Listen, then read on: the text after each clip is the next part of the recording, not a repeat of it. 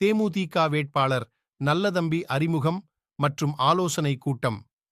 திருவள்ளூர் மாவட்டம் தச்சூரில் அதிமுக கூட்டணி கட்சி சார்பில் திருவள்ளூர் பாராளுமன்ற தேமுதிக வேட்பாளருக்கு நல்லதம்பி அவர்களை அறிமுகம் செய்து வைத்து நடைபெற்ற ஆலோசனை கூட்டத்தில் அவரை ஆதரித்து 3 லட்சம் வாக்குகள் வித்தியாசத்தில் வெற்றி பெற வைக்க வேண்டும் என்றும், காங்கிரஸ் பாஜகவை தோல்வி பெற செய்ய வேண்டும் எனவும், அனைவரும் சிறப்பாக தேர்தல் பணியாற்ற வேண்டும் எனவும் தெரிவித்தனர்.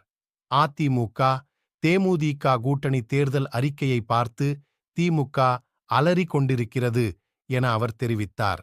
இதில் முன்னாள் அமைச்சர்கள் ரமணா, மாத்தவரம் மூர்த்தி, அப்துல் ரஹீம், முன்னாள் பாராளுமன்ற உறுப்பினர் டாக்டர் வேணுகோபால், முன்னாள் பொன்னேரி சட்டமன்ற உறுப்பினர் பலராமன் பொன் ராஜா, KM டில்லி ராகேஷ் ஆரம்பாக்கம், சுரேஷ்